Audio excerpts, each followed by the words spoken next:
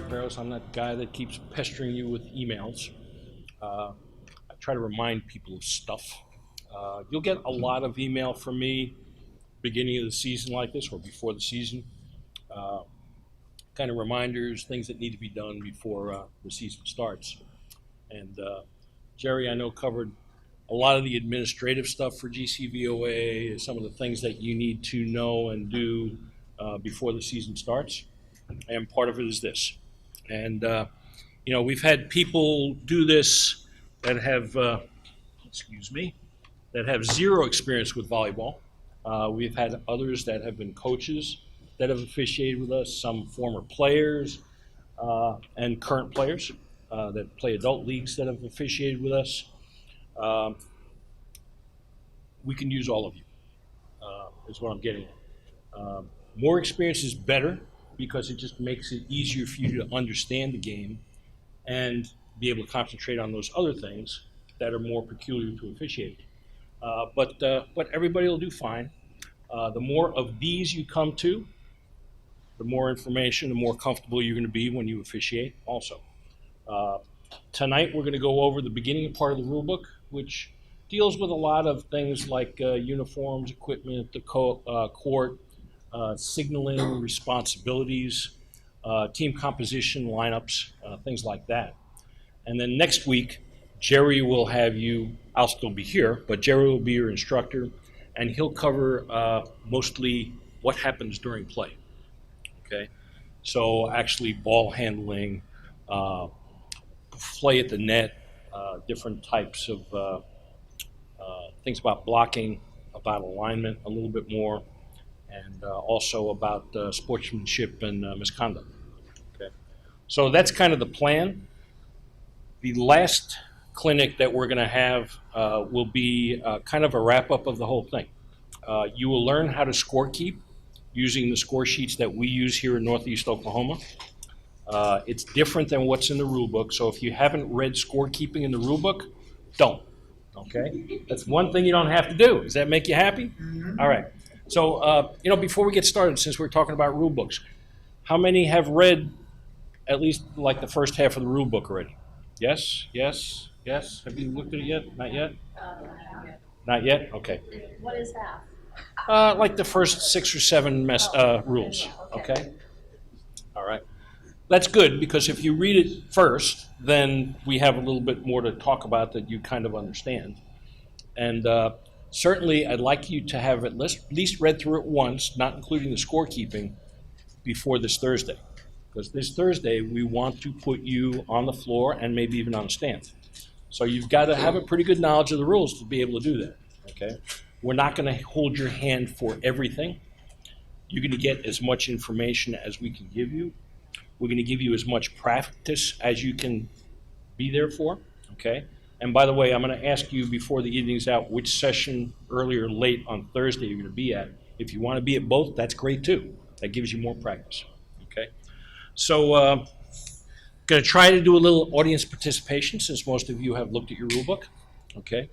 And we're going to start off with rule number 1. How about that? Is that good? You like that? That's kind of simple. I'm going to try to ask some questions instead of me lecturing the whole time. So the first thing we're going to talk about is the match. Okay? Does anybody know what the match consists of? What a match is in volleyball? It sounds like the overall number of games. Okay, so we call them sets now instead of games. And how many sets in a varsity match, for example? 3 out of 5, very good. So 3 out of 5 is normal for a varsity match. Most matches below varsity level are not 3 out of 5 in this state, okay? So a 3 out of 5 match does not mean we're going to play 5 sets, correct? What's the minimum number of sets we'll play? 3, right? Because you have to win 3. 3 matches or 3 sets are played, and you must win at least 3 sets, and if you don't, then we continue on a 4th or 5th set. And how many points for the first 4 sets that are played? 21? 25? 25? 25 going once, going twice? 25 is good. Okay, so 25 points, and you must win by? 2. Very good. So 25 points a set for the normal sets, except for what's called the deciding set. And you must win by 2. So we can keep playing till 35 to 33 maybe. And it doesn't happen often, but it does happen sometimes, okay? And then the 5th set, if we play it, called the deciding set, how long does that last?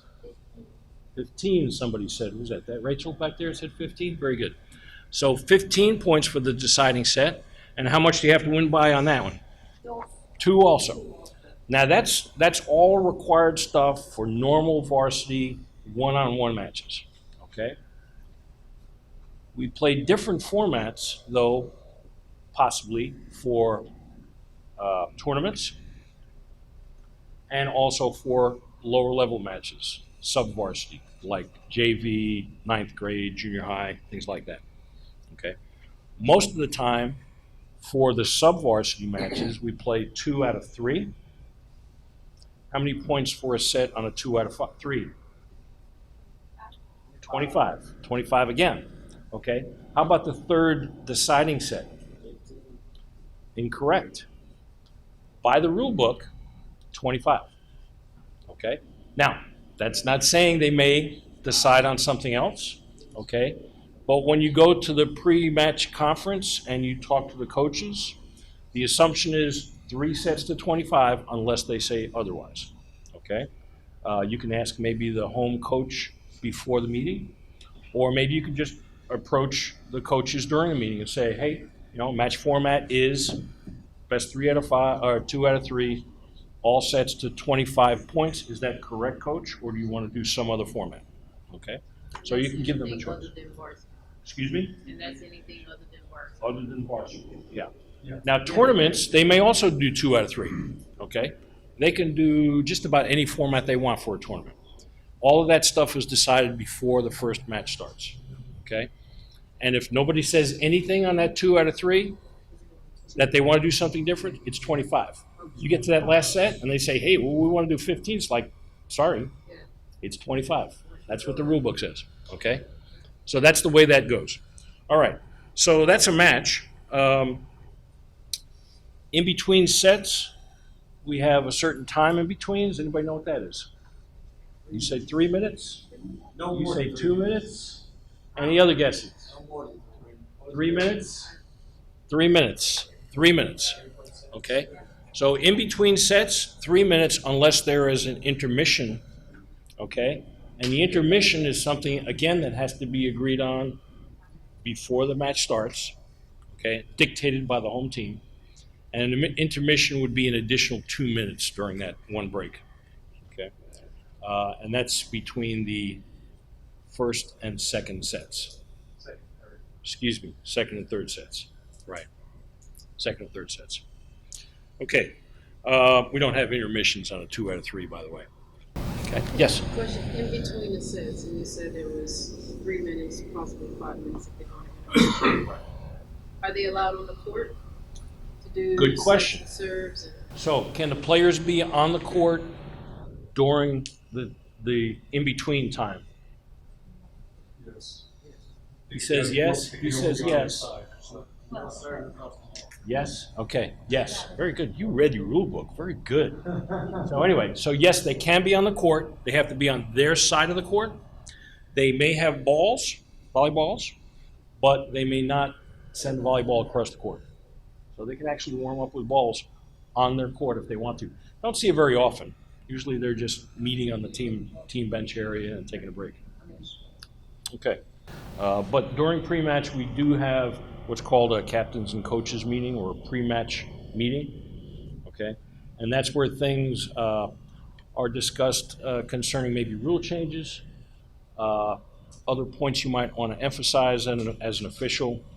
The match format is discussed, sportsmanship possibly also, and you do the coin toss to determine who the serving team is. Okay?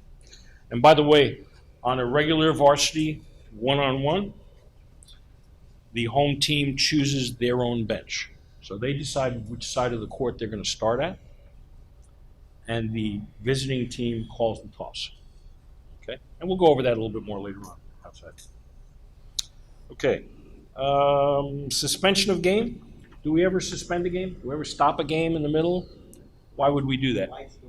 Lights go out, good. Tornado warning, I've done that before too. Everybody get off the court, we're gonna go in the bathrooms and hang out for an hour or so. Yeah. Okay? Blood on the court, that might be another one. Different things like that, that can happen, and when there is a suspension, we stop the match. When we start the match again, everybody goes back to their original positions. We resume the game, and that's one of the reasons why keeping a good score sheet is so important.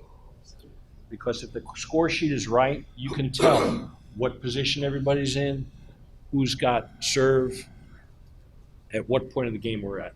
Okay? How about music, or how about artificial noisemakers? Can people use those?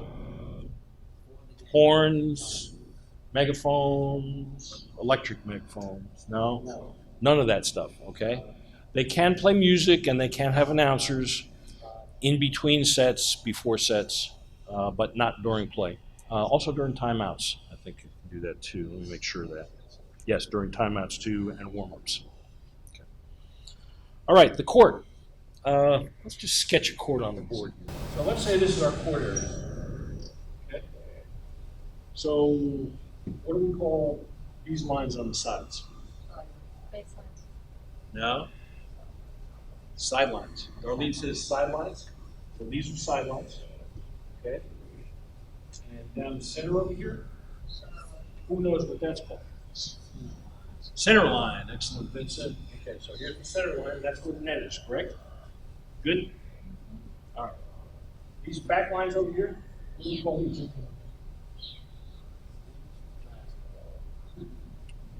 Jerry. End lines. Very good. End lines. You might hear these called different things. End lines, back line, service line, you might hear also. Okay? But end line is the correct term. Okay? All right, so then on each side of the court, let me just work on one side of the court here.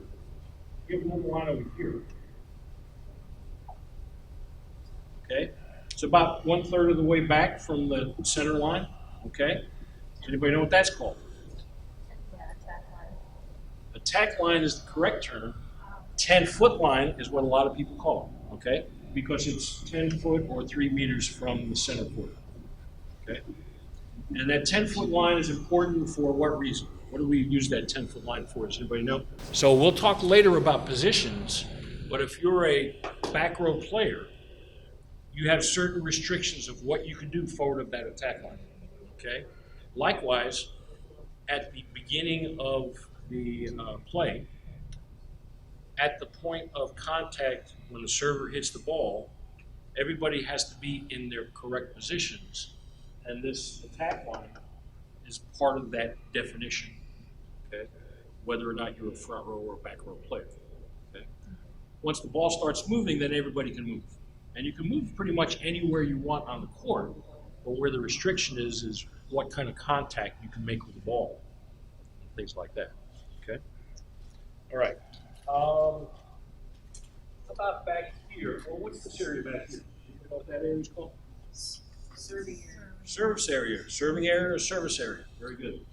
And back at the ends of the sidelines, there'll be an 8-inch gap, and then there'll be like a 6-inch one right here and right here. Does anybody know what those are? That's where your lines are to stand? No, not where the line judges stand, but those are your restrictions on your service area. Oh, okay. So when the server serves the ball, they have to be on or inside of those lines, okay?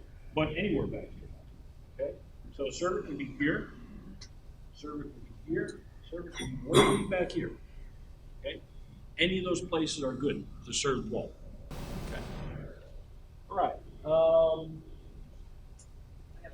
Yes? Can they go further back than 6 feet? You can go as far back as you can, as long as you're on the playable area.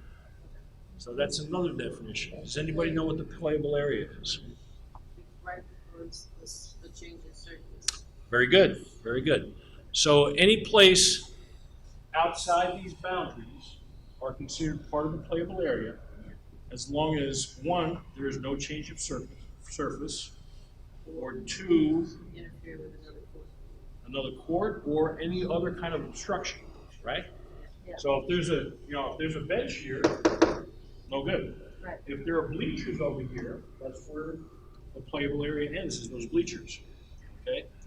So basically, anything short of an obstruction, okay? So big court, like this court here, now we have this court set up on half of the gym floor, but when they do a single varsity match here, they turn the court the other way. It's a really big area. You have a lot of room to run, okay? Another thing that restricts the playable area has to do with when there's more than one court being played. And in that case, the boundary of your playable area on the side where the other court is that sideline, okay? And that includes both the player and the ball. Neither can cross the plane of that line. So if the sideline's here, let's say the sideline's here, and I'm playing the ball and I want to reach over the line, I can't do that if there's an adjacent court playing, okay? If there's nobody playing there, if there's nobody scheduled playing there, excuse me, I could run all the way across the other court, okay? So the space in between the courts, That's that's good. not a great area. That's live. area. That's live, yeah. You're live all the way up until the boundary of that next court. Boundary of that court. Yep, good. Okay, so if I'm playing on a court over here, Right. and I'm chasing the ball this way, I can't cross this line. I can't cross this line, Okay. okay? Me or the ball, even extending over, Right. okay? I can though play way down here. I can go way over here and play the ball. Okay, I can't play it over the court. Even if there's But I nobody can play on ball that across court. over that court, you get around the block. That's what I mean. I can't play the ball over the court, but I can play the ball behind the court. Is that if there's another game going, or is even if there is not another game going? If there's another game scheduled, Okay. okay? So in other words, if I'm playing a tournament and there's like 8 matches here and 8 matches there, Yeah. then there's somebody scheduled next to me the whole day. Now, let's say there were 7 matches here and 6 matches there, and I'm on the 7th match here. Well, there's nothing scheduled there. I can play it all the way across. Got it. And that should be really made clear by the official during the pre-match. That's a good time to bring that stuff up. In fact, anytime you have an adjacent court, always mention an adjacent court rule, just to remind everybody. And then if they have any questions, the way I usually approach that is I say, adjacent court is active and that rule is in effect. Does anybody have any questions? Hopefully they understand what that means. If they don't, and they don't ask questions, it's their problem, okay? And now, if you're playing little junior high kids, you might want to explain to them what that means, Right. okay? But varsity team members, they should know what that rule means, okay? Even JV. All right, out of bounds. Tell me one time when you call a ball out of bounds.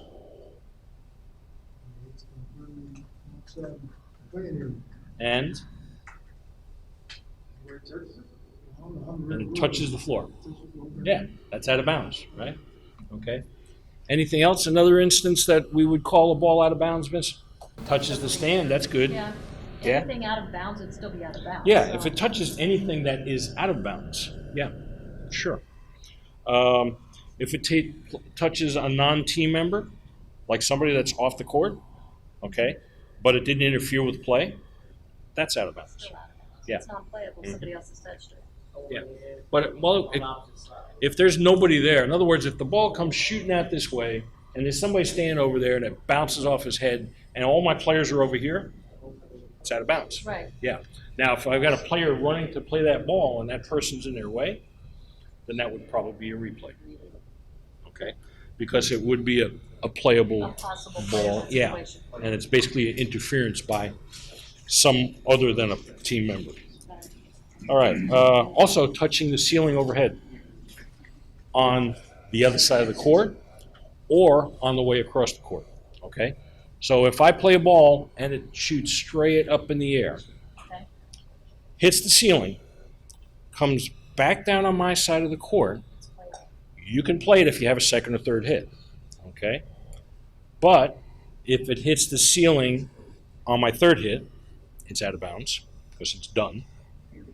If it hits the ceiling and then crosses the net, that is also considered out of bounds. How about replays? When do we call a replay? Does anybody have any situations when we'd call a replay? Another ball on the court, maybe. Not all the time. Rachel was talking about a ball on the court, okay? Like we're playing two courts, and the other team's ball or the other match's ball comes onto my court. That's a judgment call. Basically, we're concerned with safety, okay? So if the ball comes out and rolls across the back corner of the court and nobody's playing the ball back there and everybody's up front, does that need to be called as a replay? No, not really, okay? If it's not a safety concern, it's not necessarily a replay. But what are the players on the court going to do? They're going to start screaming, ball on the court. They're going to want to stop playing, okay? Unless you've blown your whistle, ball is still live, okay? Now, sometimes, we've got two officials on the court. If either one of those officials see that as a safety problem, R1 or R2, either one of them can call that, okay? Safety is important, okay? And we don't want people stepping on balls from another court and maybe seriously injuring themselves. It's amazing what you can do to an ankle or a knee or something like that on one of those kind of things. All right, good. What else can we call as a replay? Any other ideas? Okay, that's good. Spectator interference. That was Mike in the back. Very good. By the way, Mike Goodall, he is one of our assigners. He's going to talk to you guys for a little bit this evening also. So that's one of the reasons he's here tonight. Very good. So if the basketball goals are retracted, we pretty much consider those part of the ceiling. Okay, unless it's really low, which I don't think I've seen anywhere here. Have you? I've seen a few where whenever they retract them, they don't. Put 'em up You all don't the drop way. all the way down, but Maybe 45 degrees or Yeah. something. Yeah. And you're like, well, that's kind of low, but that's still part of the yeah, ceiling. it's still It is, considered. Yeah, and really what they say, I think, is that we prefer 24 feet, I believe, clearance, 23, 24 feet. So I don't know. You're not going to get out there with a tape measure. But generally, if they've made some attempt to bring those goals up, we consider those part of the ceiling. When we don't consider them part of the ceiling, when we do consider it a possible replay, is when the basketball goal is vertical, okay, when it's hanging straight down. And not necessarily on the side. Sometimes it's at the back of the court, Right. okay? Yeah. Lincoln Christian School has permanent Yeah, backboards there's no- at the ends of their court. Okay, so what happens in that case? You have to make a judgment. Okay, and basically you have to think about a couple of things. First, was it a playable ball? Okay, so let's say the basketball goal is here. Say this is the basketball. Somebody just rocketed the ball that way. Do you think that's a playable ball? It's probably going out of bounds. If that was gone, it would probably hit the wall 12 feet over the court. Not a playable ball, okay? Or let's say it's going, and maybe it's going high, but maybe, in your opinion, because you, the R1, makes these kind of judgment calls, that ball was going to end up in the stands before it came down low enough for a person to play it, okay? So that might be out of bounds because they can't play it, okay? The second part of that, though, is there a player there that can make the play, okay? So that's something important, too. If there's nobody there and it touches that vertical backboard or the vertical supports also, and it's like high and a nice arc, and it's going to land somewhere in the playable area, and all of the players are like standing there looking from the front part of the court, guess what? It's not a replay. Okay? It was playable. Sorry, there was nobody there.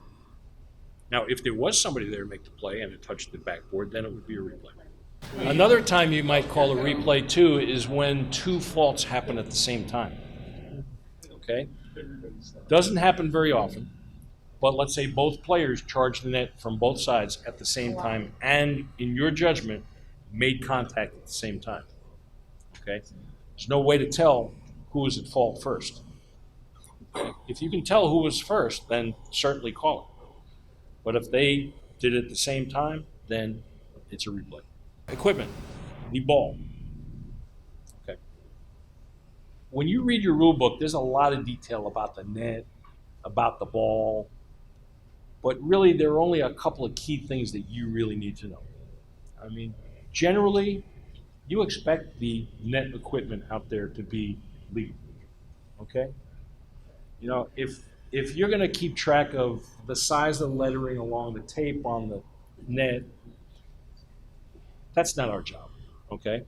But what is important is that it's a playable and safe net system, and that it's the right dimensions, right height, and that the boundaries are correct, okay?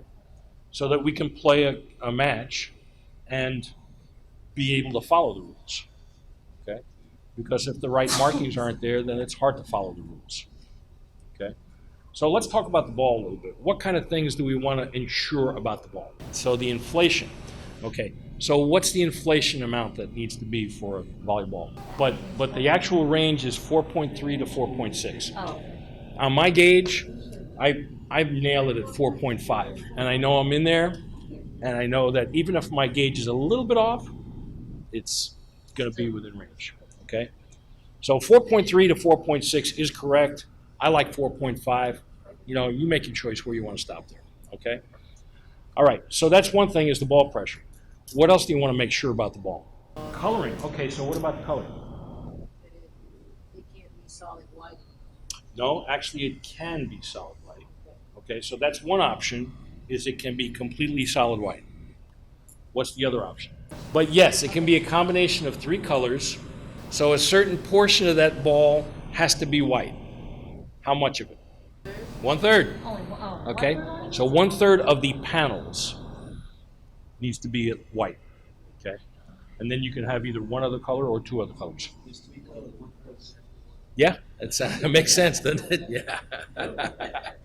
Okay, one more thing you want to look for on the ball. The ball has to say NFHS on it. Make sure it's round. Okay, that sounds good. It's a regulation ball. So let's talk about player equipment. What kind of things are you looking for on the player that might not be legal? Let's put it that way. Jewelry, excellent. Okay, so what's jewelry? Give me what things would be example of jewelry? Earrings, Ah, that's good. Okay, anything pretty much on their wrist with the exception of maybe a medical alert, okay? So like these string friendship bands and stuff? Yeah. Sorry, that's gotta come off. I had my ears pierced last week, so I put some tape over them. That's not legal. Ask the coach. Ask the coach. Bring it up to the coach. Say, hey, coach, that player's got tape on both ears. Might be jewelry. Could you please take care of that if it is? If it's not, you know, I'll leave it to you. Yeah. So anyway, now gauges, those soft, big, round things inside their ears. Yeah. Evidently, we're allowing that in the state. Okay. So those big round inserts, rubber, those are evidently acceptable. Rubber, yeah. Yeah. Okay. Anything around their neck? No, correct? No. What's that? Ankles? No. Right. No ankle bracelets? Very good. Okay. How about hair devices? What are the restrictions on hair devices? Anybody know? No, actually, we can use some metal now. Okay. Yeah. Well, bobby pins would be acceptable. Bobby pins are acceptable, But no big barrette type of pieces, I would say. kind of. Okay. So the rule on that is metal hair bobby pins, barrettes, hair clips, unadorned, less than 2 inches long, is acceptable. Okay? So put a bow on that bobby pin, sorry, that's no good. Okay? But those just plain metal devices, and flat, by the way. Yeah. Flat. Okay? So flat barrettes, flat hair clips, bobby pins, less than 2 inches long, unadorned is what the wording is in the rule book. And by the way, when you read these rule books, you'll notice there's some key words that kind of stick out, like unadorned, okay? Those are nice words to try to remember. If you have a discussion with a coach about a rule, and they ask, and it's kind of an interpretation kind of question, if you can use those kind of words, it really gives you a little bit more authority. It's like, wow, this guy really read the book. Unadorned. Wow, what does that mean? You know? Okay. So those kind of things, those kind of keywords are nice to use. Those terms that you see that are kind of peculiar in the book as you're going through. How about headbands? Can you wear headbands? Yes. Yes. Any restrictions on headbands? No. Yes. Oh, well, as long as it's on your head. Excuse me? Same color as the jersey? Nope. Any color at all. What else? How about the material it's made out of? It cannot be anything hard. Hard or unyielding is what it says, I think, in the rule book. Okay? So plastic headband, Oh, yeah, yeah, no yeah. good. Rubber headband, okay. Okay, And that's some what of I these was thinking things, of. yeah, They don't- some of they these don't do things those look, others anymore. yeah, some of these things look like really shiny, like it's a hard plastic. And, you know, if you think it's hard plastic, just ask the player. That's fine. Yeah. Say, hey, is that soft rubber or plastic? Okay. If it's hard plastic, it's out. Okay. How about like a soft cloth tie, like they tie up their hair? Or Yeah, bandana, those yeah. okay, can you do that? Yeah. Is there a restriction on that? Soft material, 3 inches. 3 inches. So even those headbands, those sports bands are like really wide. Yeah, like a sweatband. Yeah, like if you want to wear a sweatband around your head, as long as it's not more than. No. They got the big Like the wide Nike ones that come up and Yeah. play around. Those Okay. are acceptable. That's right? good as long as it's not more than 3 inches wide. Oh no, they're. Yeah. Oh. If they're more, then it's no good. How about okay? So we talked about jewelry a little bit. How about medical alert Those are bracelets? acceptable. Can you wear that? Yeah, it's medical. Okay. Can I just like flop around with my metal bracelet? It's got to be taped. It's got to be taped to your body. Okay. How about religious medals? Taped underneath your uniform. Very good. Okay. How about medical devices? Any idea on what the restrictions are of that? How about things like on your hands or your wrists or your forearm? Can you wear things on there? Cast is okay, right? Yeah, play with cast No, on. you can't play with a cast on. I was gonna say, Come as long as you on. don't beat somebody with No. it. You're doing football. That's what looks like Popeye, you're good. So no, you can't wear a cast when you play on your Forearm. forearm, elbow, wrist, or hand or Okay. fingers. Is that what you Okay. were talking about? Yes. Okay. Nothing hard, basically. Even if it's padded, can't even pad it. And I'm gonna read that one to you. Yeah, Okay. if you come out there with one of the finger splints or something, that can't Yeah, have that. that is no good. Now you can tape the heck out of it if you want, Yeah. but yeah.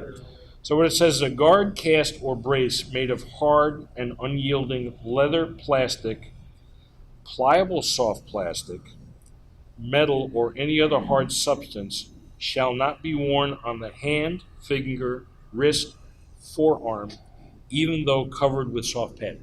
Okay? So none of that. Okay? So sometimes you'll see them and they'll have their, something on their finger, and you've got to ask the coach or the player, is that soft? Is there anything hard in there, hard or unyielding, metal, hard plastic, soft plastic? Yeah. It's always a good idea to get the coach involved, because the coach, if a player tries to get on a court with something they're not supposed to have, the coach wants to know, because he usually brings that stuff up beforehand. If I find a player with jewelry, boy, that coach is all over that player. It's like, didn't we talk about this before? So yeah, definitely get the coach involved whenever you can. Okay, so how about other braces or devices like knee supports, ankle? As long Those kind of devices can be worn as long as they're used as the manufacturer designed them. Okay. good. So I'll read that one to you too. It says, knee and ankle braces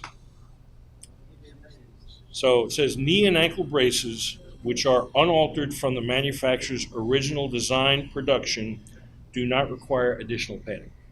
Now, there is something I misstated before, guys. I said elbow before, okay?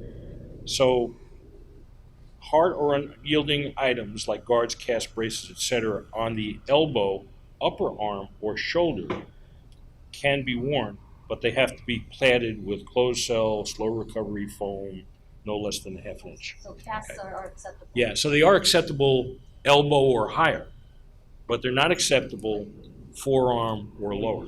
All right, so that's equipment. How about player uniforms? What can you tell me about a player uniform? Probably the numbers need to be a certain. Okay, so there are restrictions on numbers. So can I have like 2 players with the number 15 on the same team? Yes. No. Navarro can be. Okay, now, okay, no, not even that. Okay, so like if I have a player like she's player 15 and I'm libero player 15, not good. Okay, every player has to have a distinct number that only they use. Also, it needs to be 1 or 2 digits, and it can be 0 or 00, by the way. Okay, and it should contrast the jersey so it can be readable. There are other restrictions about size and where it's placed. I don't think I'd worry too much about that, okay? If you want to memorize those rules, you can. You know, you can say, okay, it can be no more than 4 inches below the shoulder seam and no inch left. Yeah, whatever, okay? That's not something that we're going to inspect so much, okay? But what we are concerned is that they have visible numbers front and back, okay? We are concerned that there is nothing hard or unyielding, remember we talked about that before, as a part of the uniform.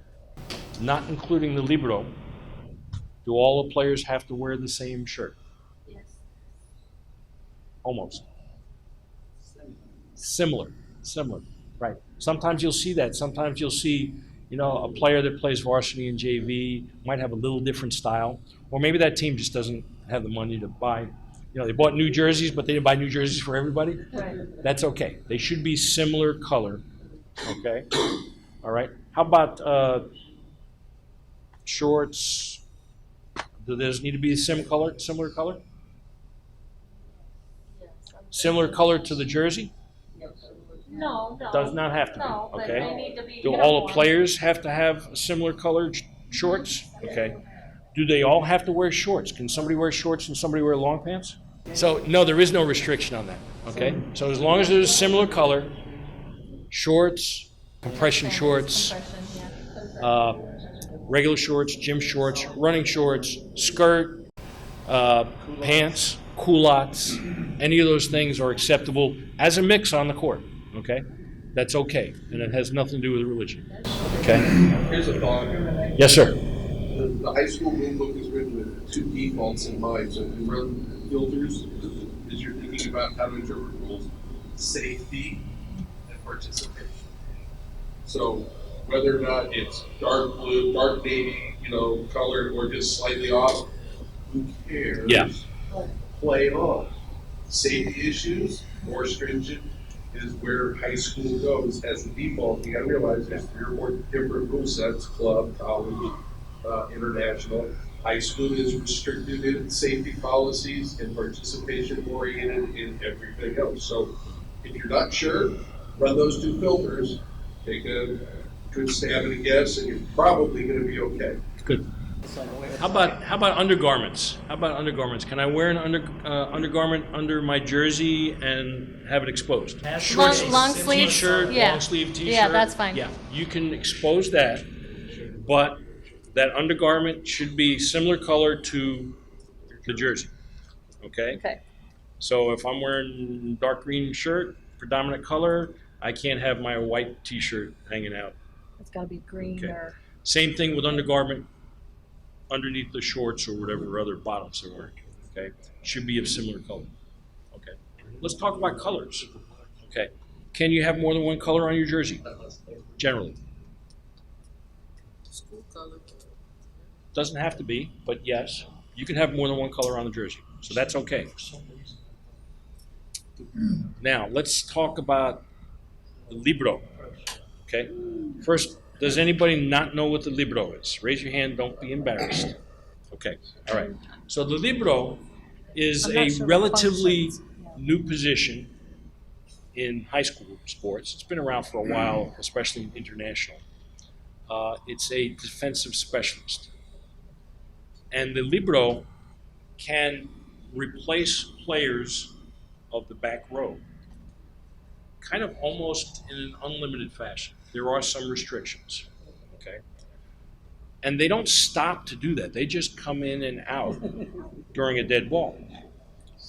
So because they have restrictions on how they play and there are restrictions on when they can and cannot come out, but they're not like stopped at the sideline. We need to have a better way to be able to identify them on the court. So the libero's uniform is different. Her jersey has to be of a contrasting color to the predominant color of the rest of the players on the court. So in this case, it's not going to be similar at all. Okay? All right? And by the way, contrasting is not like these two color blues. I'm almost like not really sure that's contrasting. It kind of maybe ish. It has to Okay? be red or something. Let's say this Yellow. dark blue and this light blue here, those would not be contrasting colors, okay? They have to be something that can be identified easily from any side of the player, okay? Another restriction, though, that came up in about the last couple of years is either the players on the court or the libero have to have what's called a solid colored uniform, okay? So remember we said you could use different colors on your uniform, right? You can wear like a green shirt with white trim or whatever, you know. Well, if the team's wearing that kind of uniform, then the libero has to wear a solid jersey of contrasting colors. If the libero is wearing a multicolored jersey, then the whole rest of the team has to wear a solid colored jersey. Okay? So it makes it just a little bit more distinct. They don't. If they don't, I know we're gonna do participation, but. guess what happens? Point every time. You don't get to play with a libero. Yeah. And I don't think we're giving any exceptions to that. That rule's been around for a few years now. They should know better. That jersey Yeah. has to be contrasted. Yeah. It has to be contrasting, and one or the other has got to be solid. Okay? Now, there's other information here in the rule book about what's considered solid. You know, because like you can have piping along the seams, and it's still considered solid. So read that rule for sure. What's your question? Once the libero goes in for say she goes in for number 15, Okay. does she then, when she's ready to come out, does she have to replace, does number 15 have to replace her again? Yes. Same number? Good question. Okay, well, Yes. so what was the question again? So I'll just give you this briefly because it's going to be more during play, I think, in one of the rules that Jerry's going to talk about later. But so the libero, first of all, has to sit out at least one play. Okay? So if she comes off, she's got to sit for that full play. Then the next play, she can come back on. Okay?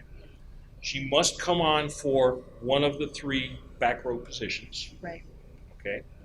She can stay back there as long as she wants until whatever position she's in, you know, the player that she's replaced, Would have to move forward. until that position has to move forward on a rotation, right? Yeah. So if I'm back right, okay, and I play, and then we lose the serve, and then it comes back, and now I'm middle right, or middle back, Middle center. center back, center back, okay, and then we play, and then we lose the rotation, and now we move over here, and I'm left back, okay, and then we play, and then we lose rotation again, and now I'm going to have to go this way. I go that way, off the court, and when I go off the court, the player that I replaced must come on, okay? Now, that doesn't mean you can do a substitution right after that, or you can't, excuse me. So I come off, this player comes on, she goes immediately to the substitution zone and subs out. That's okay. But before anything else happens, she's got to be replaced by the original player that came off. That the How do we keep question track you of have? that? It's, well, hopefully, there's a person on your Have a good table. score table called the Libro Tracker. Okay. And that's one of the things that she should be watching for. But when So, we're dealing high because school. she's keeping track on a piece of paper. And like, when she comes off, she Okay. should look at that piece of paper and say, oh, number 16 should come back on. And she should see it happen. Yeah, Okay. that's a fairly important position that a lot of people don't pay attention to. In fact, a lot of times you'll find a Libro Tracker and she's just like writing all this stuff down. And then you'll ask her, so you know why you're doing that? I said, no, I don't know why. Yeah. So, Usually she's just over there coloring. Yeah, that's Yeah. what I'm saying. We're talking about high school. so yeah, so that's something that, that you can ask during the warm-ups, and you talk to the people that are working for you on the table. Okay. You want to quiz them a little bit and see if they know what you're doing, and what kind of things you can help them to do better. All right, let's take a little break. Because we will be talking about uniforms and equipment for officials next for a little bit. Black pants, okay, or trousers. Not warm-up pants, not sweatpants, not denim, not yoga pants, okay? Yeah. Trousers, slacks, pants, okay? Coach's pants are okay also, but they need to look like a pair of pants, okay? If you're wearing a belt, it needs to be black, okay? Some pants don't require a belt, especially the women, that's fine, okay? White, people say polo shirt, actually golf shirt, you might call it also. It doesn't have to be polo brand, Right. okay? But white polo shirt with buttons. Pocket is optional, so you can or cannot have a pocket, that's acceptable. Logo, certified official, not required, okay? So just a plain white golf shirt, okay, white, not white with stripes or other like moose logos and things like that, okay, white, is acceptable, and that's the way it's written in the rule book. It doesn't say anything about this in the rule book, okay, but it's generally acceptable. Black socks, black athletic shoes, not dress shoes. They shouldn't have white on them, although I've seen some, but preferably it should be solid black soles, black top, okay? I got these new mesh ones last year, they're kind of neat, okay? They don't have to be leather. Yeah. All right, let's talk about other equipment now. So, other equipment, first, what are you gonna carry your equipment? I carry my stuff in this big bag, okay? Because I'm one of those kind of guys, I was a Boy Scout, I want to be prepared for everything. So like I bring an extra uniform in here, all kinds of stuff, okay? And by the way, I usually come from work too, so I usually have my uniform folded up neatly inside my bag and I just take it to work and change there, okay? But you can carry a big bag like this, or you can carry everything in a little bag like this, okay? You don't have to have that, okay? It's really up to you what you're most comfortable with. I also like my big bag because I can find it. It doesn't disappear on the table someplace. All right, so now what equipment do you need? And what equipment do you have to have? Well, let's talk about what you have to have first. Okay. By the rule book, what does it say you have to have? A whistle. Very good. So a whistle is definitely something you have to have. Your whistle, preferably black, but nobody's going to give you a hard time about some other color. Lanyard, preferably black. And yes, you do have to have a lanyard to put it around your neck, okay? You can't hold your whistle during a match. It doesn't work. Yeah, doesn't work. Some people have, something that like clips to their shirt or something, Yeah. But you do have to have a lanyard so that you can let your whistle hang and be available. And when you're R2, by the way, you're blowing timeouts and substitutions, and they happen immediately when you're not even ready for it. So like if I'm an R2, if my whistle is not in my mouth, it's usually in my hand and around my neck so that I can get to it quickly, okay? By the way, there's finger ring whistle like they do in hockey. That's not good either. Yeah, you can't do that either because you can't blow whistles and signal at the same time, right? Yeah. Just about all of us use some kind of whistle that does not have a little P or ball bearing inside. Okay, that's basically old school. People don't use those anymore. These are P-less. I carry at least 2 whistles, which I gotta reload my bag because it's not in here. I dumped out my bag for something not too long ago. But I like to have 2 whistles, not only in case one breaks, but I like to have 2 different sounds. Okay, so that if I'm at a tournament and I want to try to sound a little different than the guy that's right behind me on the other court, I can do that. Okay, but whistling and lanyard is one thing that you have to have. What else do you have to have? A coin. A coin. Right. Okay, so a coin. Now, there's no requirement for what kind of coin. Like, this is one of my coins when I was in the Army. Okay.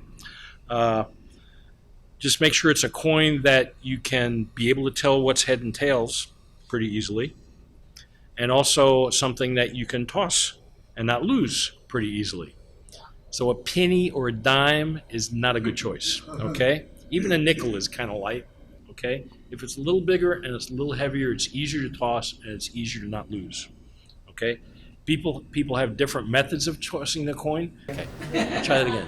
Like that, excuse me. There we go. Okay, and do not flip it. Okay, do not do this. Okay, so you're basically toss it, catch it, and show it. Okay, so bigger is usually better. Some people have like coin like about that size. I've seen those. Or the big pennies. Yeah, I've seen those. Yeah, that's fine. But you don't have to have anything special. $50 is fine. Silver dollars are fine if you have those. Okay. The other thing you have to have is some type of timekeeping device. Okay. You can have a watch with a second hand. Okay. You can have a digital watch. A lot of people like to use those because they're easy to reset and start. Okay. You need to make it so that it's easier for you to use. It has to have some kind of second keeping because timeouts are how long? Timeouts are 1 minute. 45 Right. second. Right. So 1 minute for a timeout. And you can't always rely on that clock up there to work, or you can't always rely on your timer to start it, okay? So you need to have a backup. Or sometimes the power goes out, sometimes somebody kicks the cord, okay? So even if I do have a clock, I always, as an R2, always start my clock so that I have it in case something happens. Okay, so now what other things are optional that you can have in your bag? Vincent. Net chain. Very good, net chain. Okay, so here's my net chain. I'm not going to take it out now. I'll take it out when we go down the court. But it's basically a chain to check the height of the net. Okay, so that's something that is not required, but a really good thing to have. Okay, because as the head ref on a court, you're responsible to make sure that the net is at the right height. So how are you going to do that? Okay, not expensive piece of equipment. What else you need? Flags, another optional piece of equipment, okay? Conceptually, every school should have flags, okay? Sometimes they don't, okay? And you can still play without flags, by the way. Line judges can make signals without flags. Or sometimes you have a place where maybe there's more than one match going on. Oh my gosh. More than one match going on, and maybe you need an extra set, okay? Like there's a tournament going on and they only have 2 sets of flags. Right. You got 3 courts going on or whatever, okay? So flags good to have. Okay, what else? Ball gauge, ball pump, yes. Now, there are different kinds of ball gauges, right? I think I have one here somewhere, yeah. Anybody ever seen one of these before? Yes, entire pump gauge. Can you use this? No. It's not accurate enough. It's not even close. This is great for basketballs, I guess, but not for volleyballs. It just doesn't give the accuracy. There's no way of being that precise, and it's not calibrated well. This is the type of gauge that's preferred. This is a lot more accurate, and you can tell what 4.3 pounds is or 4.6 pounds. This has also got a little relief valve on it, so pump up your ball, stick that in, and pump it up high, and then release the air until you see it reach the proper inflation. Ball pump. I've had this since I started. A little needle goes in this little thing. This was like $1 at Academy Sports like 17 years ago. It works. Except I left it at Bartlesville. So I had a. On the volleyball, is it like basketball? You have to wet the needle before you put it in? You should, yeah. I bought this last year when I lost my other one at Bartlesville, and got this at Academy. I think this was. I don't remember how much it cost. It's probably maybe about $10. I don't know. These are a little more expensive. Yeah. But anyway, so ball pump is good. How about a couple of pens? Yes. Okay, not a bad idea. Okay, your score table should have sufficient number of red and either black or blue pens. Sometimes they don't. Sometimes they think they can use pencil. Okay, so not a bad idea to have that with you. Okay. How about masking tape? You know, painter's tape. Sometimes you go to a gym and the lines aren't all right or there. It's up to you. You know, you don't have to have that. You can tell the coach, say, hey, look, hey, that needs to be taped. You know, junior high, are they going to have tape there? Maybe, maybe not. Okay. So if you want to, you know, help them out, it's up to you. Okay. I got something to keep my, to hold my water bottle so I can find mine on the table with all the rest of the same water bottles. You know, pick what you want to have. You know, there are some things you need to have though. And all this equipment's not that expensive. These are for misconduct, red and yellow cards. They don't have to be anything fancy. These are cut out of a plastic file folder that somebody cut out for me my first year officiating. You know, that's fine. As long as they fit in your pocket, because they need to be in your pocket. There's my extra whistle. I knew I had another one somewhere. And it's up to you, but I like to just empty everything out of my pockets and put it in my bag, except for the stuff I need when I'm officiating. So anyway, looks smarter too. You don't have all these bulges sticking out. Yeah. Okay, let's talk about officials' responsibilities a little bit. All right. By the way, if you haven't already noticed, I'm not covering everything in these rules. Okay, that's why you have to read this stuff. Okay, I'm kind of touching on some of the higher points, some of the more critical stuff, and also maybe talking a little bit about interpretations. Right. Okay. So matches is administered by the first and second referees. They have a officiating team that works with them, assistant officials. Who do they include? Line judges, scorekeeper, libero tracker, very good, and one more, timekeeper. Timekeeper, yeah, timekeeper, or the person that runs the scoreboard, basically. But the position is called the timekeeper, or timer. Okay. Responsibilities start from the moment you set foot on the court, and as far as control of the event, and when you have finished signing the final score sheet. Okay. Administrative responsibilities might last a little longer. Okay. Like if you have some kind of misconduct and you have to report to state, for example. Okay. But once you sign that thing, then everything else that happens on the court, you're done. Okay. But before that, you're responsible for what's going on there. Okay. And the correct conduct in the match. R1 and R2. Okay. For those of you that maybe haven't much knowledge of the game, the R1 used to be called the up official. That's the official that's standing on the stand above the court. The R2 used to be called the down official. It used to be also called the umpire. Is the official that's on the floor on the side where the benches are, where the team benches are. Okay. And once you're assigned R1 or R2, those responsibilities do not change between sets. Between matches, yes. Between sets, if it's a 3 out of 5 and I'm R2 for 3 out of 5. Unless somebody cannot physically perform their duties. Okay? So that shouldn't change mid-match or even, between sets or whatever.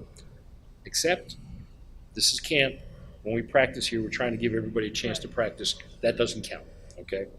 So the stuff that we do in camp over here, you know, we're a little bit more relaxed so that we give everybody a chance to learn and get some experience, okay? So you might just do one set and then switch off, okay? Hand signals we'll talk about a little later. We've already talked about uniform and equipment. Responsibilities. We'll take a couple of minutes for Al to get set up next door. We're going to go next door and we're going to go over some of that kind of stuff. The stuff that happens pre-match, we'll talk about the court a little bit more detail so you can see a little bit better. Everybody good with that? Okay. So let's say it's game night, right? Okay. And R1, R2 walk in. What time do you guys get on court? Anybody remember? Oh, we need to be there half an hour at least. Half an hour before the scheduled match is to start. Okay? A little earlier wouldn't hurt. Okay? Many of us have jobs. Okay? So maybe we might be a little bit off. Okay? If you're going to be late, let your partner know. Okay? We got 2 guys coming on the court sometimes. So if 2 of you are coming on the court, cover for the other guy. All right? And each of us have our own responsibilities as R1 traditionally, but we share those too and help each other out. So if I get here a little early and, you know, and my R1's not here yet and I got nothing to do, maybe I'll check the balls, you know, while I'm here ahead of time, okay? Do some of that kind of stuff. Also, it's a good idea to introduce yourself to post management first, okay? Post management might be the coach for the home team, or it might be an athletic director, okay? But you need to identify that person right up front, because if you have a problem with the facilities or with the fans, that's who you go to, okay? So you want to try to figure that out when it's in the middle of the match. All right, so we've introduced ourselves. You know, you and I, Tucker, how you doing? I don't think we've ref together yet, but I look forward to it, man. You seem like you're doing okay. Okay. So anyway, so the first thing you want to do is you know, kind of maybe look around the court and see if you're satisfied with the setup. So I'm gonna let all you guys look around and tell me what you think about this setup. What do you like, not like? What may be wrong? Okay, so here's one. Go ahead, Tucker. The seats there, that gotta go. Yeah, that stuff's got to go, right? Okay. Now, sometimes it can't leave the building. Okay, sometimes. Okay, but you got to get it as far away as you can, because that's going to be a non-playable area, right? That's going to be an obstruction. But you know what? Usually, there's padding around this. Okay. In fact, always there should be padding around this. Yeah, I didn't put the padding on Yeah. because I have to tear this down. when Yeah, we're done. yeah. But anyway, but that is one thing you would notice is no padding. Okay. And that padding usually covers that, by the way. So that's usually not an issue. Okay. Anything else? What else? Look around and see what else you think. What about the court? What about the net? What about the rest of the setup? Basketball goal. Basketball goals are down. That's correct. Now, so you can say, can you bring those up? If they can bring them up, then great. If they can't, then guess what? That's going to be possible replay, right? That goal is not moving. Right. So that could also be a possible replay. All right. So what else? What about the? Okay, so those are the team benches. Let's say we had like 8 chairs there. Okay. Are you happy with where those chairs are positioned? No, they need to be back farther behind the. Or either equal what? This to- way? Yeah, That way. Which no, way? equal to the score table or behind it. Okay. So ideally, we want to have them in line. Right. Okay. What else though? Okay. So let's say. Okay. I And just. it probably needs to be farther away. Very good. How far Okay. do they have to be? Okay. So how far do they have to be? Should be 6 feet. Ideally, At least 6 feet. Yeah. Excellent, Tucker. At least 6 feet. Because the coach Okay. has to. I'm fine But with you know this what? If I lay on the floor and do this. If I'm setting up the court, as far back as I can make them, pretty much. Okay? Because guess what? Tucker, you're R2. If this table's right here, guess what? You don't have a lot of room. Okay? And you always get a better view if you step a little farther back. You get a better perspective than if you're right here and blocked by this post and the padding around it. Yeah. Okay? So yes, I would push this back. I would push them back all the way back there. I'd push the tables or the chairs just about all the way back here. What else is bad about those chairs? You see where those chairs are positioned? Anything else? about the position of those chairs? It's interfering with the possibility of the Should have started at the top area. line. I couldn't remember. Playable area. Yeah, the Playable area. Okay, so yeah, they're too close, but what else? Any? How about going this way? Do they need to be in a certain place? Can I start the bench right here? No. No, can't start the bench here. No, it has to be on the other side of the other side of this line. Other side of the attack line. Right. That's right, because this is the substitution zone, Right. and the coach is not allowed in the substitution zone. And that's what I do is because you know what? The coach is If gonna you get put up this and right walk, on the yeah. line here, and then this girl's like, she gets a chair, and the coach is like, and starts moving this way. Yeah. Okay, so it's always a good idea to leave some extra space there, but at least no closer than the attack line. Very good. Okay, what else? Well, there's some more obstructions over there, right? Yeah. What's that? The cart. Yeah, the cart with all that stuff there, right. So we've got chairs. So there's that, remember we talked about the changing surface in the backcourt there, in the service area? Yeah. So the service area is gonna end where that black bar is, and the concrete. The chairs are okay, but you know It's still what? a safety hazard. It's still kind of a safety hazard Yeah. too. So anything that I can get clear of this area, I will. So I would move those chairs at least, back in there the other somewhere. side, yeah.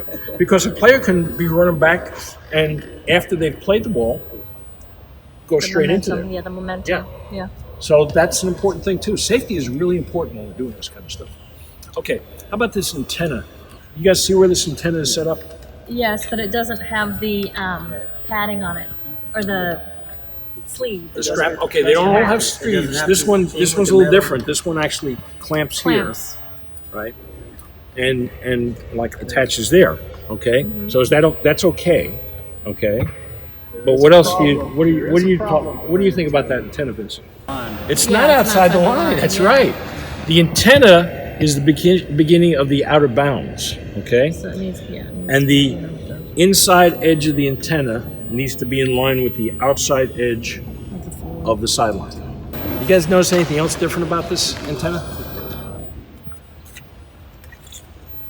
But it's got tape on it. Yeah, that's okay. I mean, I don't know. And sometimes, by the way, sometimes like a wire down here, and you got to be careful if there's a wire here, put some tape over that too. Like ask the coach for some tape. So right here, you can't really see it, Yeah. but that right there sometimes will have a little thing sticking out. You might want to tape it. So you got to Oh, be okay. sure that there's not anything sharp coming off of this. Okay. How about this here though? Look at this. It's not attached to Oh the no, top. it's not attached. There's something missing there. Okay. It's Uh-huh. missing the top. Yeah, the top piece is missing. There is a piece that should be there. Okay, let's look at the other antenna on this one.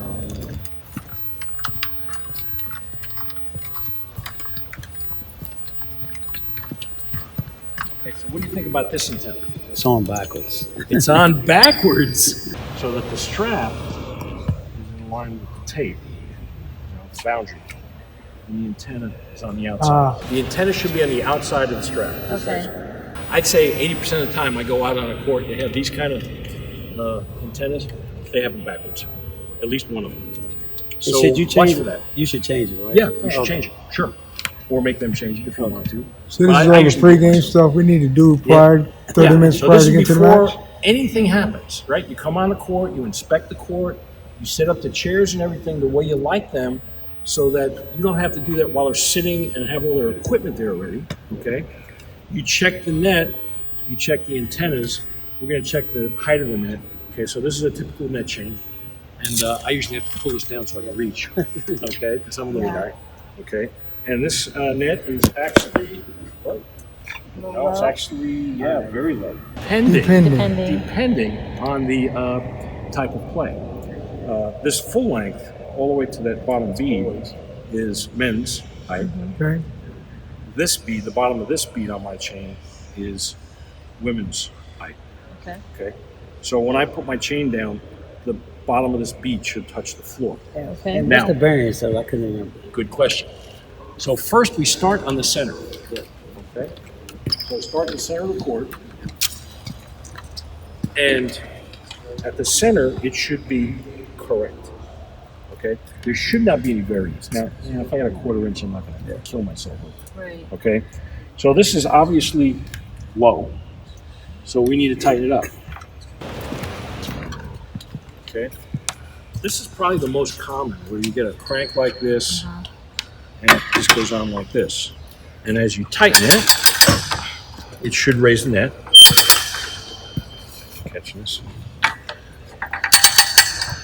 All right, so now sometimes if it's just like a little bit off, you can sometimes just adjust these straps here and maybe tighten them or raise that one higher, okay? Because you still have to tighten these two. These should be tight, okay? So this is pretty tight. This is a little loose, okay? This one up here, this is definitely loose, okay? So if I wanted to raise the net, like let's say my net was like maybe a quarter-inch, half-inch short, I could take the strap, move it maybe up here, and cheat a little bit, tighten that up, and that might raise it a little bit. Okay, that was the center of the net, but we're not sure everything's right yet. Okay, because even though the center of the net is like this, that end might be high and that end might be low. Okay, or they might both be high. Right. Okay, because typically it's going to sag a little in the middle, right? Yeah. Okay, so we have to check the ends too. So we said we should be dead on here. Mm-hmm. Where do we need to be at the end of the net? Anybody know? In front of the net, in front of the. You can be as much as 3/4 high on the ends. Okay? So if you have a net that sags a little bit in the middle, make sure the middle is correct and make sure these are not more than 3/4 high. That's how long that team has the court by themselves. Okay? So 5-5-2, one team will have the court complete for 5 minutes. The other team will have the court complete for 5 minutes. And then 2 minutes, they'll share the court to practice serving. Okay, and they'll serve basically across the court. Okay, that's pretty common. 5-5-2, 4-4-1 for lower levels is probably pretty common. Also. Okay, so then the next thing I'll do is I'll conduct the coin toss. And I'll say, we're going to do a coin toss now. Home team, you've chosen this bench, correct? Or do you agree? They'll say, yeah. I say, okay, good. All right. Visiting team, you're going to call the toss. On my coin, this is heads, and the eagle is tails. So then the next toss, the visiting team will call, and whichever team wins that toss will choose either serve or receive. Okay, so I'll make my second toss, and since you were the visiting team, you called it. You called heads, and it is heads. What would you like? Serve.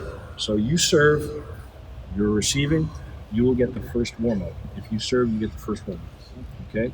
Warm-ups will begin on my R2's whistle. Everybody have a great match. Okay? And then, if we're on time and good, he'll blow his whistle. I'll start my clock. And you start your clock. Excellent. You blow your whistle, start your clock. If they're not moving, you'll say, visiting team come off the court. Okay? They've got 5 minutes. When 5 minutes is up, you'll blow your whistle again. The other team gets on. Then when that 5 minutes is up, blow your whistle again. Both teams are going to serve. Then when that's done, blow your whistle again, and they're off the court. Yeah.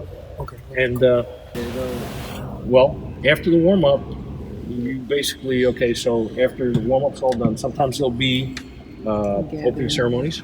Okay. So after the opening ceremonies, basically R1 blows his whistle and everybody goes on the court. Really quick, on the opening ceremony, is there a position that we stand in? That is a good question. Usually, kind of traditionally, the R2 stands here and the R1 stands there, and their line judge stands right next to them. By the rule book, it's different. Okay. So R2 here, line judge here. Yeah, your line judge, so the L2 would stand with you. The R1 would stand on the right side of the stand, and then the L1 would stand next to them. That would be during your national anthem, if they're introducing the players, if there's a prayer or whatever. Whenever I get them. And I'll talk to them and say, hey, you're part of my team. Right. Okay. You may have sis, you may have best friend on that team, but you're part of my team. You have to, be unbiased. You have to. Okay. Okay. And And I've got a few different things I tell them. I don't try and go through a whole lot because most of them have line judged. You're here for a couple of things. Okay, so let's talk responsibilities. Okay, first let's talk before the match starts. Your responsibility for basically these guys right here. Okay, so your team is the scorekeeper, the libero tracker, and the timer. Okay, and you should talk to them a little bit before the match starts. Make sure they understand what kind of things they should be doing. Okay, the R1 has got the main responsibility for the two line judges, and that's where he has his little conference with the line judges and explains what he expects and kind of quizzes them a little bit on making sure that they know what they're supposed to do. Okay. During the match, the R1 is responsible for everything primarily.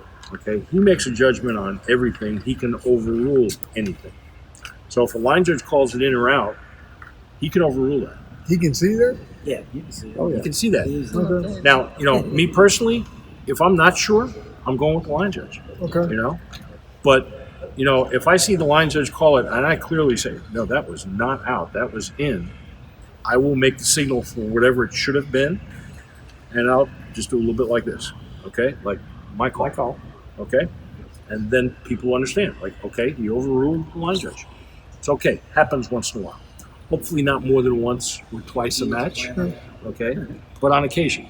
Now I'm R2. Yep. The R2 during play has basically one primary responsibility, and that is the center line and the net violations. Okay? That's what you're looking at for the most during play. Okay. Okay? In between plays, when there's a dead ball, you've got control of timeouts, Okay. substitutions, anything that happens on the bench here, any requests that the coach has of you, okay, because there are certain things a coach can ask for, like lineup check, who's my next server, how many timeouts do I have left, okay? And also, another responsibility that you have is to assist your R1 for those calls maybe he can't see, okay? So let's say Jerry's right here, and he's the setter, and he returns or sets a ball that's like right in front of him, okay? Can the R1 see what happens here? Nope, he's back. No, not really, because he's blocked. Right. I'm standing right here, and I saw her like just lift the ball and throw it over her head, okay? So in those instances, you can help your R1 by not making the call because, again, he's got the final authority on ball handling.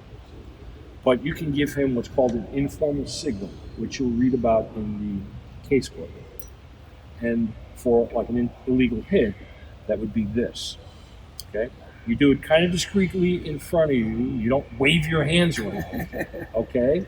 You might take a step forward so he notices you. And if he didn't see it and he knew he was blocked, he should look towards you and see if you're giving a signal. If you're not, then he's going to let the play go on, okay? But if he's got confidence in your ability, he'll blow the whistle and call. In this case, it would be this signal for the R1, okay? So those are kind of an overview of kind of the responsibilities during the match. First, let me talk about Marche's question. So she was talking about, and we'll go over this next week when Jerry's got you for misconduct and that kind of stuff. But the signal for misconduct is showing a card, right? Well, there are two different ways to show the card. If you're the R1, you show the card like this, okay? So that everybody sees it. Okay. If you're the R2 and you're going to initiate, okay? So let's say that this coach over here is abusing me. Well, he doesn't know that. He's way up there. Right, he's You not know? gonna hear it. And these guys whispering in my ear bad things about my mother, my girlfriend, right? So I feel he should get a card, okay? Whichever I decide. I mean, if he's like so bad that I think he needs like both and be disqualified, that's okay, okay? Hopefully my R1, is confident in Pay me. attention, yeah. But in the rule book, it says, okay, so what I'll do is, let's say I'm going to give you a yellow card. You hold it against your chest, okay? And maybe step out so that the R1 can see that you're doing that. And you might say something too, like, I'd like a yellow card on the coach of this team, okay? And then the R1, without question, will award that card. Okay? So you better be right, because he's taking it. Okay? You're not asking for it. He's going to take it. Okay? So, yes, either party can initiate, but the official that actually awards it is the R1. And does it have to be a particular hand? Do you have, I mean, do you have to hold it? in a particular Normally hand? I use my right hand. Either. It's to the side of the coach. Yeah. Yeah, but you want to stand on that side for sure. Yeah, yeah. And most signals, by the way, are initiated by whichever hand is closest to the team that's doing the fall. So let's do some signals. I just, real quick, Mhm. what is the true difference between the cards? Okay, the yellow card is a warning. That's what I Okay. thought, okay. It costs them nothing in the way of the game score or anything like that. Okay, Okay. it's just, hey, you It's better a settle warning. down. Now, if it's a yellow card on the bench Uh-huh. or anybody on the bench or the coach, it has one other effect. And that effect is that during play, a coach can get up during play, right? Mhm. As long as they're at least 6 feet away from the sideline. But if the bench or the coach gets a yellow card, he sits for the rest of the match. Okay? Minus a couple of things like, yay! And Yeah, then sit when back they're down or supporting their whatever. own Yeah. team, yeah. But the coach cannot get up to coach, basically. So that's the only penalty for a yellow card. A red card is, Oh, red card is side out and point. Okay? side out. Side out. So like, in other words, if you had the serve, Mhm. you no longer have the serve, they get the serve and they get a point. Automatic. Okay. Automatic point and they get to serve. Got it. Red and yellow together is called disqualification. Okay. That's also side out and point, and that player's not playing anymore. And in the case of, real quick, in the case of a player, Uh-huh. that player's got to sit on the bench So it's like a technical. forever, for the rest of the yeah, match. For the rest of the match. Not just the game, but the match. And the coach, if you give a disqualification for the coach, the coach has to leave the court for sure. I think the building. Yeah. I think it's the building. And if there's no other school representative to be the coach, game's over. Game's over. Yeah. So yeah, it's got to be some other school official. Could be the bus driver. Sometimes it is. Bus Yeah. driver? But I've never seen it happen. Okay. Yeah. I'm going to tell you Yeah. right now. You don't see too many misconduct penalties during volleyball. Okay. It's not like many other sports. Yeah. It's really very friendly. Yeah. And really, if a coach starts yelling at me, okay, I'm going to basically say no. And then if he doesn't shut up, then yeah, I'll give him a yellow card. And then he'll sit down for the rest of the match and he'll keep his mouth shut. Because he doesn't want that red one. Because he doesn't want a red card because it's going to cost his team a point. Yeah, I just look at it, Yeah. put my hands in my pocket. Yeah. They know what's up. Yeah. But it's it's not that kind of sport. People don't kick sand in your face. Yeah. People don't grab you, don't grab your whistle. That stuff doesn't happen. It really doesn't. And I think I might have given a card maybe 3 times in my 15 or 17 years. I don't think I've ever given a red card. Okay, let's do some signals real quick. Okay. So stand up, everybody. Okay. All right. So I'm going to ask you to do a signal, Okay. and you do it, and then I'll tell you what are the things you might think about. Okay. So, and let's assume that the team that's at fault is on this side all the time. Okay. Okay. All right. Or wherever the error happened. Okay.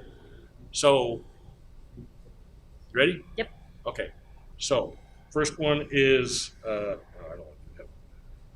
first one is line violation. Ooh. No, Gosh. line violation. Like, let's say a player crossed the center line. Service line. So let's say it's center line violation. Okay, center line violation, and it's this team. So Okay, we so it's stand- this team, center line violation.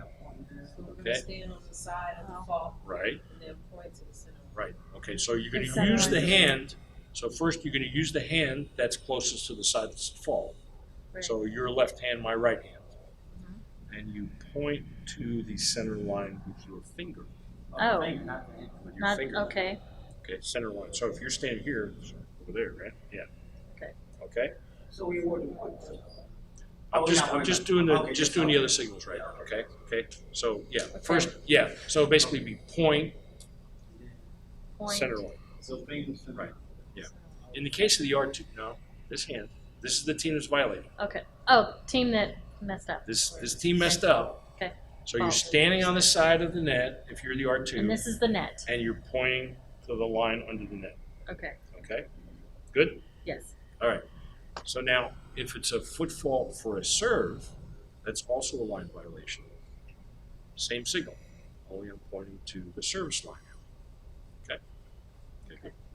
All right. Illegal hit. Okay. Some people call it a lift. Okay.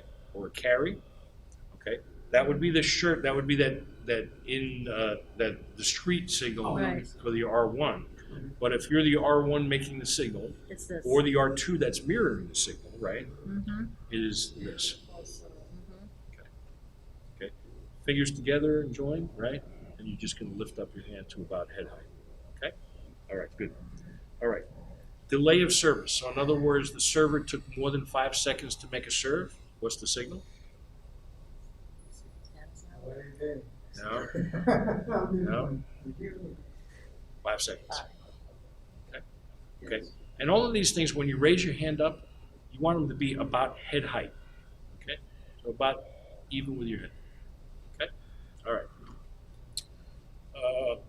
Okay. Over the net fault. So that's like when a player played the ball illegally on the opponent's side of the net. Pretty close.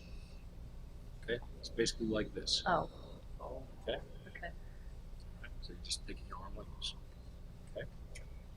Okay? Okay. Net fault. So that means like when a player either touches the net or the ball. Hits bounce back and they It's not cool. Yeah, it's the net Yeah, does it's- not go over. yeah. Okay. So what's the signal for that? No. Okay. You're there. Okay.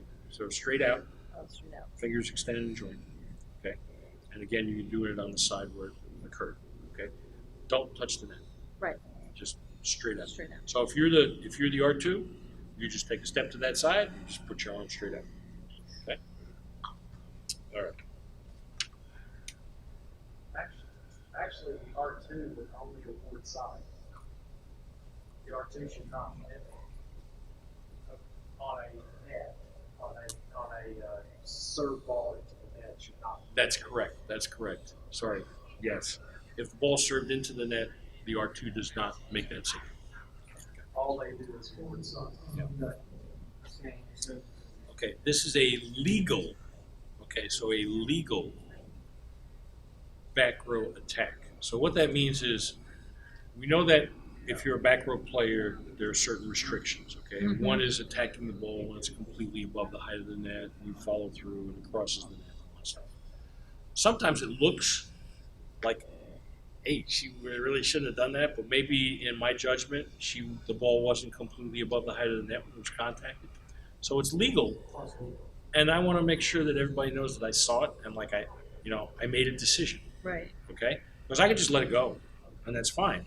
But if the whole team thinks that she did something wrong and I missed it, it looks like I don't know what I'm doing or I'm not paying attention. So if I feel it was legal but it looked like marginal, the signal for that is just straight across like this. Okay. All right. And you don't want to use that a lot. Yeah, you don't during use a it all. match. I just typically use it if a coach pops up. She's back row. She was good, coach. Yeah. Okay, she was good. And then the other signal for that is if it was a back row player coming up on a spike or something, but she takes off behind the line, but he's going, she's back row, she's on the line. No, coach, she was behind the line. Okay. But officially, there's only one signal in high school. For high school? Yeah. Sorry. Yeah. Okay. So that's But if you want, you can do that, and maybe you can further clarify by saying line. Okay. Illegal attack. Okay, which is basically like a back row attack, close. Okay, so I'm gonna read it how it says. Raise hand on the side of the offending team with palm forward, head height, and move forward and downward. So basically, you start here and then go like that. Yeah, not that. Yeah. Just just your own. Yeah, just head height and then like that. Okay. But you're not going to think this one is slow, it's all the way up and down. That's what I'm saying, across your face, okay? Yeah, it's just straight like this. Okay, illegal block. Illegal block. No, that's not right. Basically like that. Okay. It's also the same signal. Now, all of these signals, put your fingers together. Okay, so none of this, none of this. We don't want to see your thumbs. Yeah. Okay, basically like this, just right in front of you like this, head height again. Okay. Not way out there. Okay, just in front of you. And that's also the signal for screening a serve. Okay. Which you'll learn about. Okay. Does anybody know what you use the call for touch? You guys know that call? Very good. Put your thumb in though. Okay. No, turn your hand the other way. Yeah. Okay. So turn your hand this way. Face you. There you go. Okay. Good. You keep all your fingers together. So, I should think of it as, okay, I've got it now, but then touch the ball. Okay. so it's almost like an out So signal. you're Out signals like this, right? out. Out signals like this. So it's just- Touch is like this. And when you do touch, the hand that goes up this way is on the side of the Of the court. touch. Right. So just like that. Okay, so I saw a girl a couple of weeks ago at a hockey game. Her name is Donna. I think her last name is May. You're not related, are you? You look very similar to her. Okay, just curious. All right. So that's anytime the ball is touched by a player and it goes out of bounds on their own side of the court. Okay? So the ball comes up and I block it and it lands back behind me or to my side, doesn't cross the court, that would be a touch. I try to go for the ball and it grazes my arm, that would be a touch. And it goes out of bounds. Or maybe I go to return the ball and I shank it and it just goes way out that way. On Okay. the side. So Yeah. if you go for the block out of bounds, it's just If it's on their own side of the court, it's a touch. Just If they block it and it crosses the net and goes out of bounds, then it would be out. out. But what if they hit it, but it just lobs downwards and it hits their court? Is that still On the court or off the court? on the court? On the court, that would be Just in. out. Okay, That in, would but be it's in. okay. Okay. All right, Which is just the wanna next make one sure. that we're going to go on. So Okay. we already talked about out of bounds, right? Mm-hmm. That's out of bounds. Inbounds, so when it lands on the court on your side, you're basically pointing like this with open hand now. Okay, the only time you point with the fingers for the lines. Okay, so hand like this, fingers extended and joint, and you're basically pointing to the center of the attack zone. Yeah. Okay. Let's see here. Foreheads. Four. I think you said Foreheads. foreheads. I'm like, I don't know foreheads. Foreheads. Foreheads. Foreheads. Can you spread your fingers? Can you make the other three spread too or not? You can't? Okay. That's fine. I just wasn't sure if you could. Yeah. Okay. All right. Double hit? Two. Yeah. I was gonna Okay. say. Double hit. Let's see. Inbounds we talked about. Okay. So if it's a third and fourth hit contacted by the same player, what's your signal? Is it a double or is it four? It's four. Yeah. In high It's school. four. Yeah, I was gonna say Call four. four. Okay. This team is serving. Okay, how do you signal for serve? Very good. Okay, good. So straight out and then straight across to your shoulder. Okay. So just straight out, straight across to your shoulder. Okay. Point. So let's say this team scored a point. Just straight out. Okay. Replay. Play, yeah, basically head height again. Okay, both thumbs up. Okay. That's the old Fonzie signal, right? Okay. All right. Timeout. Let's say this team is going to call a timeout. Okay. So this hand goes up over the top. Okay. And then point to the side. Okay. So timeout. This team. Okay. Yeah. If it's a timeout and the officials are going to call it, okay. So sometimes you call a timeout for like there's a problem with the score, maybe, or there's an injury. Okay. So that signal also timeout like that, and then okay, that's officials timeout. That's a good question as well, since Mike said that 90% of the time we'll be there by ourselves. If you have an issue, do you come down? Good question. Okay. If you're by yourself and they're just like lost out there, yeah, I would get off the stand and just go to the score table. That's just what you have Especially to do. if you have to Yeah. like check Yeah. the score table Yeah. or whatever. If it's something that you can resolve from where you are, that's fine. But if you can't, you got to get down. I mean, there might be a scoring issue at the table or Yeah. something. You've got a coach going, the score's wrong, the score's wrong. Yeah. And if you're not keeping up with it, I pretty much keep up with the score myself. I'll look, did they get the score to the right person? Yeah. But, I mean, if you're not sure and they're complaining and you're by yourself, you'll have to get down, you'll have to go over and check the score. Or somebody come to you, They usually don't want them to come across the court to you. I mean, you can also talk to the captain on court. Yeah. Sometimes that might work. Okay. But if you got to get down, you got to get down. And really at the lower levels, it's kind of a training kind of thing. I mean, you're helping them learn the game too, and sometimes you're training a coach. So, okay. Unnecessary delay. Okay. And I have to remind myself about this. This is kind of a new signal. Okay. So the offending team, like this, and then whichever card it is, gets risk. Unnecessarily delayed. That's an unnecessary delay. This would be the first one would be a warning. That would be a yellow card. If you have a second one, So when you call that at the beginning of the set or something? Just no, whenever it's an unnecessary delay. So it might mean like when delaying they- a substitution. yes, that's Okay. a big one Like because they're they'll do doing that as a something, they're tactic. just not following substitution procedures. Okay, so or maybe illegal equipment, illegal uniform. There are a few other things too. That, So that tape that they had over that earring all of a sudden gets wet with sweat and comes off. Well, now you've got it delay because she's got it here. Yeah. So unnecessary delay is like this. First one is a warning. Well, the second one is actually a point, right? Yes, but okay. So the first one is always a warning. Okay. Okay.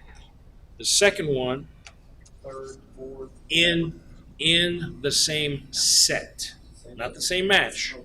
It's just the same set. So let's say I had somebody come out with jewelry, and like I didn't catch it until we're playing. Okay. So then I give the yellow card, right? And then like a few plays later, they have a sub, and another girl comes out with something illegal. Well, that's going to be an unnecessary delay, team, though. and that's going to be a point.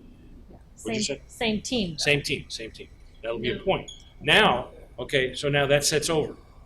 Now we're in the second set. Same thing happens. It's a yellow again. Okay? So you always start off with a yellow for unnecessary delay in a set. Okay? Good? Now, yeah, really quick. Do you stop the ball or do you give the card during dead ball? Well, if it's unnecessary delay, there's nothing going on. Basically, you're basically delaying play. I gave unnecessary delay one time to one team that just wouldn't chase the ball. It was like a ninth grade team, and the Oh, yeah, ball they would just sit go and out, watch and they it. just like stand there like not Like doing it's gonna anything, come expecting to somebody to go get the ball for them. And I called Captain over and I said, "Hey, look, your team has to recover the ball when it's on your side. Okay? Did it again. I gave him another set of delays. I told you guys once already. You know? Okay? It was a warning. Okay? Gets their attention.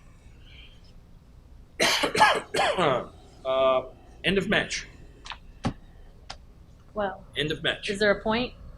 Okay, well, Point. first is a point. We're going to blow the whistle. End of set. I End think of is set. what you actually- Or excuse me, end of set. Yes, it could be end of match too. But Yeah. Matches. Yeah.